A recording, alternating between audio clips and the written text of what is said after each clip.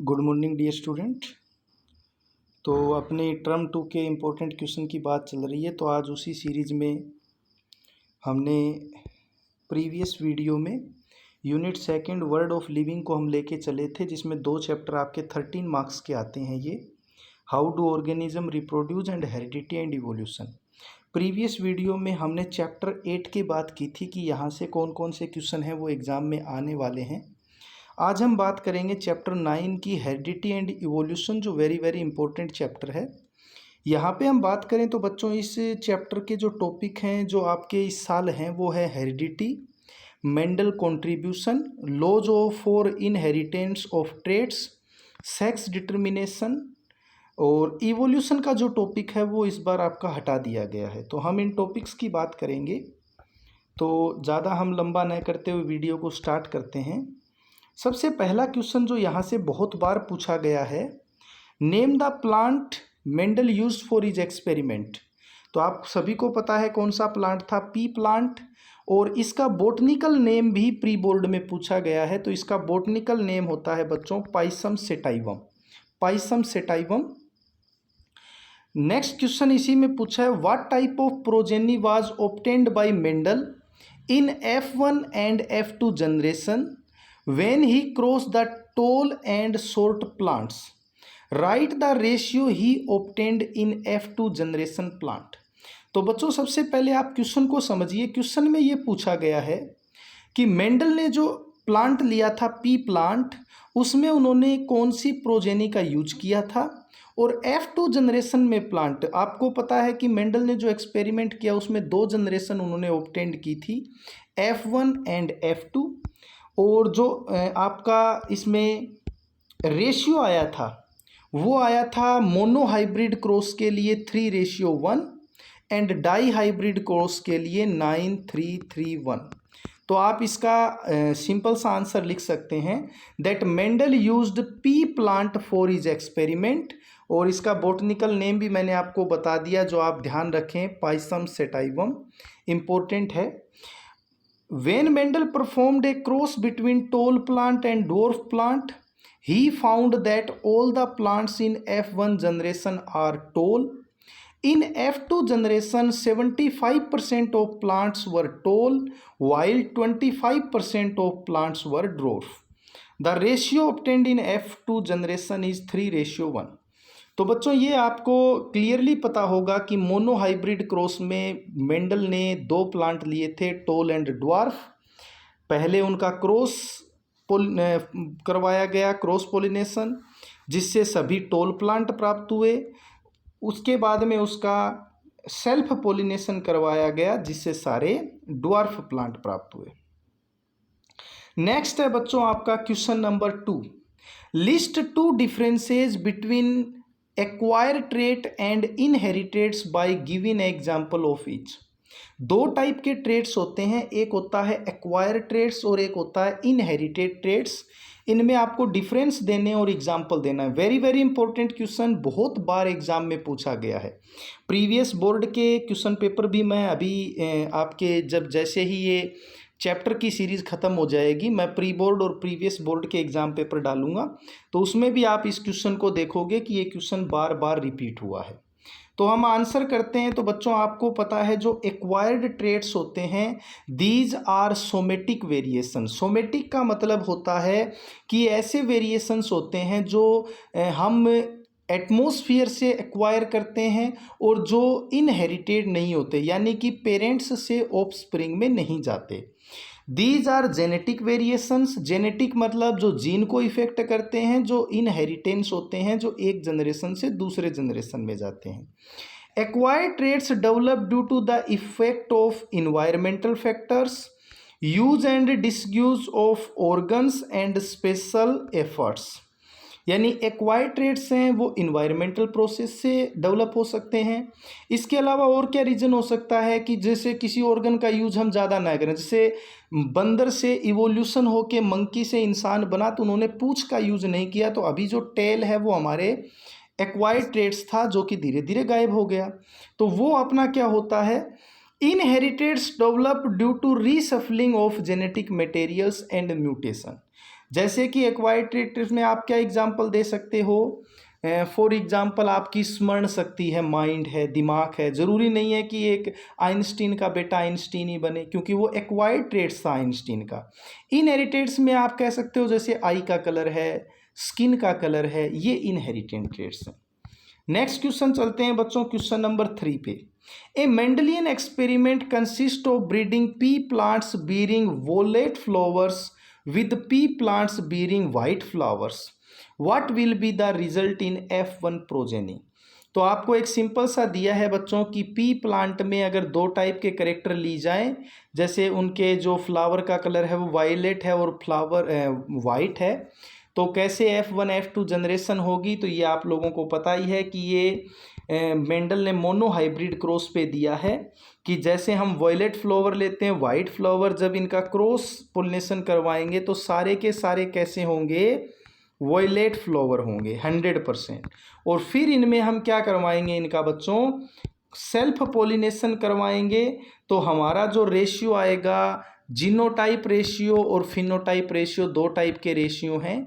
Genotype ratio आएगा 1:1 and phenotype ratio आएगा 3:1।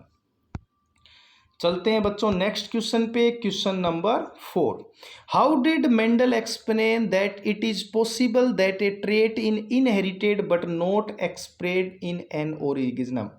यानी क्वेश्चन क्या है कि मेंडल ने कैसे एक्सप्लेन किया कि एक कैरेक्टर इनहेरिटेड तो हो सकता है बट एक्सप्रेस ना हो। तो ये है बच्चों लॉ ऑफ इंडिपेंडेंस। मेंडल ने एक लॉ दिया था that some traits are dominant and some traits are recessive. जो डोमिनेंट करेक्टर होते हैं वो जनरेशन में शो होते हैं, रिसेसिव करेक्टर कभी भी शो नहीं होते।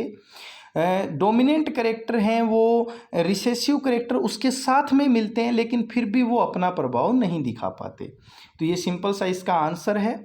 नेक्स्ट क्वेश्चन पे चलते हैं बच्चों, question number 5। How do Mendel experiment show that traits may be dominant और recessive? Inheritance of two traits is independent of each other. यानी ट्रेट्स हैं वो डोमिनेंट भी हो सकते हैं, रिसेसिव हो सकते हैं और इनहेरिटेंट ट्रेट्स। तो बच्चों आपको पता है मेंडल ने 3 एक्सपेरिमेंट दिए थे, law of dominance, law of segregation and law of independence. Law of dominance and law of जो आपका सेग्रीगेशन है वो मोनोहाइब्रिड क्रॉस पे दिया था, और लॉ ऑफ इंडिपेंडेंस है वो आपका डाई हाइब्रिड क्रॉस पे दिया था। तो सबसे पहले इन्होंने डोमिनेंट और रिसेसिव करेक्टर को बारे में बताया है, तो ये आप मोनो हाइब्रिड क्रॉस से इजीली बता सकते हो कि जब टोल और ड्वार्फ प्लांट का क्रॉस मल्टीप्लिकेशन होता है, क्रॉस पोलिनेशन होता है, तो सारे के सारे प्लांट टोल होते हैं, लेकिन वहाँ पे 100% का भी एलील प्रेजेंट है, लेकिन फिर भी कैसा इफेक्ट हुआ? सभी प्लांट टोल हुए। यही होता है लॉ ऑफ डोमिनेंस। सेकंड है कि जब डाई हाइब्रिड क्रॉस करते हैं तो यहाँ पे आप देखिए कि राउंड एंड येलो ये डोमिनेंट करेक्टर हैं, फिर भी F2 जनरेशन में wrinkled and green plants independently show होते हैं। इसको बोलते हैं लॉ ऑफ इंडिपेंडेंस। तो तीनों लॉ हैं, आप इनको अच्छे से देख लें, एग्जाम में इनके आने की बहुत ज़्यादा संभावना है। Law of dominance, law of segregation and law of independence. चलते हैं बच्चों नेक्स्ट क्वेश्चन नंबर 6 पे। How do organism whether reproduce asexually और sexually maintain a constant chromosomes number through several generation? Explain with the help of suitable example. क्या question पूछा है बच्चों कि अगर किसी भी ऑर्गेनिज्म में चाहे एसेक्सुअल रिप्रोडक्शन हो या फिर सेक्सुअल रिप्रोडक्शन हो, क्रोमोसोम्स नंबर कैसे जनरेशन टू जनरेशन वेरी करते हैं?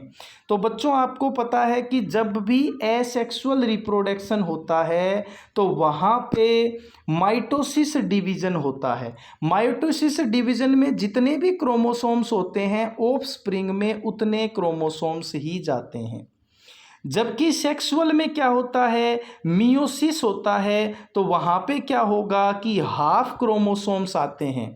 इसीलिए एसेक्सुअल रिप्रोडक्शन में एक ही पेरेंट्स होता है तो ऑफस्प्रिंग में उसके कंप्लीट क्रोमोसोम्स आ जाते हैं। जबकि सेक्सुअल में दो पेरेंट्स होते हैं तो हाफ क्रोमोसोम्स मेल से आते हैं, जबकि हाफ क्रोमोसोम्स फीमेल से आते हैं। जैसे बच्चों अगर हम ह्यूमन बींग की बात करें तो 46 क्रोमोसोम्स ह्यूमन बींग्स में होते हैं। अगर ऑफस्प्रिंग की बात करें तो उसमें 23 क्रोमोसोम्स पेरेंट्स में मेल से आएंगे और 23 क्रोमोसोम्स ही फीमेल से आए। यहाँ आपको क्लियरली एग्जाम्पल देके शो किया हुआ है। तो ये आपका इजी लाइक क्वेश्चन था। नेक्स्ट हम चलते हैं क्वेश्चन नंबर 7 पे। In one of his experiment with P plant, Mendel observe that when a pure tall P plant is crossed with a pure dwarf P plant, in the first generation F1 only tall plants appear. What happens to the traits of the dwarf plant in this case?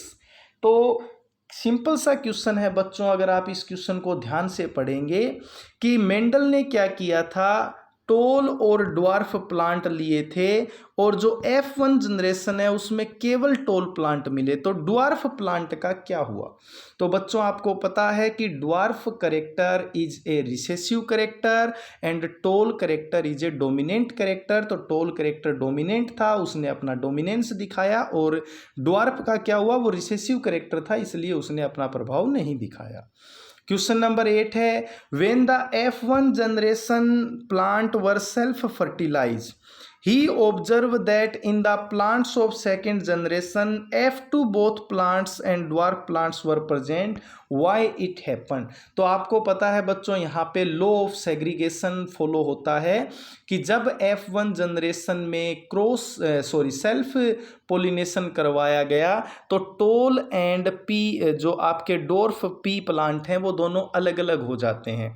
This is called law of segregation. Next question है, how did Mendel interpret his result to show that traits may be dominant और recessive.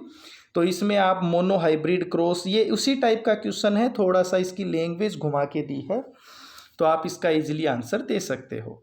Next है question number 10, in A mono hybrid cross between toll P plants and short P plants, a scientist obtained only tall pea plants in the F1 generation. However, on selfing the F2 generation pea plant, he obtained both tall and short plants in F2 generation. On the basis of above observation with other angiosperm, can the scientist arrive at a law? If yes, explain the law. If not, give justification of your answer. तो बच्चों आपको पता है कि mono hybrid cross में both toll and short plant जब प्राप्त होते हैं F2 जनरेशन में, तो वहां कौन सा लॉ फॉलो होता है, लॉ ऑफ सेग्रीगेशन। तो yes, this follow law of segregation. Question number 11 है बच्चों, we can not pass to our progeny the experiences qualifications earn during our life time, justify the statement given reason and example. तो बच्चों ये board में आया हुआ question है। Question में क्या पूछा गया है कि हम अपने एक्सपीरियंसेस क्वालिफिकेशन है वो अपने बच्चों को नहीं दे पाते, क्यों? क्योंकि ये एक्वायर्ड करेक्टर्स हैं। दो टाइप के करेक्टर्स ह्यूमन बींग्स के पास होते हैं, एक्वायर्ड एंड इनहेरिटेड। तो हम अपने एक्वायर्ड करेक्टर्स बच्चों को नहीं दे सकते। पहले भी इस क्वेश्चन का आंसर इसी टाइप का क्वेश्चन हम कर चुके हैं। नेक्स्ट है बच्चों क्वेश्चन नंबर 12 सेक्स डिटर्मिनेशन पे, कि ह्यूमन बींग्स में सेक्स डिटर्मिनेशन कैसे होता है। तो बच्चों आपको पता है कि ह्यूमन बींग में सेक्स डिटर्मिनेशन कैसे होता है कि जो मेल होता है फादर, उसके पास XY क्रोमोसोम्स है, मदर के पास XX क्रोमोसोम्स है, और जो ऑफस्प्रिंग होती है वहाँ पे 50% डॉटर की पॉसिबिलिटी है और 50% बॉय की। फादर से XY क्रोमोसोम्स आते हैं एंड मदर से XX क्रोमोसोम्स आते हैं। तो ये क्वेश्चन था बच्चों आपका 12 नंबर, इजी सा क्वेश्चन है। नेक्स्ट और लास्ट क्वेश्चन है, what is genetics, heredity, inherited characters. तो बच्चों heredity refers to the specific mechanism by which characteristic और traits are passed from one generation to the next generation. Heredity का मतलब है कि वो इंफॉर्मेशन जो एक जनरेशन से दूसरी जनरेशन तक पहुंचती हैं, पेरेंट्स से ऑफस्प्रिंग तक पहुंचती हैं, उसको हम हेरिडिटी बोलते हैं। Genes encode the information for making specific proteins which are responsible for the specific traits of an individual। And heredity में वो यूनिट जो कैरेक्टर्स को एक जनरेशन से दूसरे जनरेशन तक पहुंचाती है उसको बोलते हैं बच्चों जीन। तो ये थे बच्चों आपके 13 इंपॉर्टेंट क्वेश्चन इस चैप्टर से।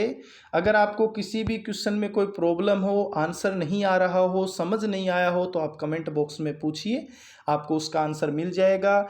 मैं इस चैनल पे हाउ डू ऑर्गेनिज्म रिप्रोड्यूस के भी डाल चुका हूँ, कार्बन एंड इट्स कंपाउंड के भी डाल चुका हूँ। मोस्टली चैप्टर हो चुके हैं, 1-2 चैप्टर बचा है, वो भी जल्दी आपके सामने आ जाएगा।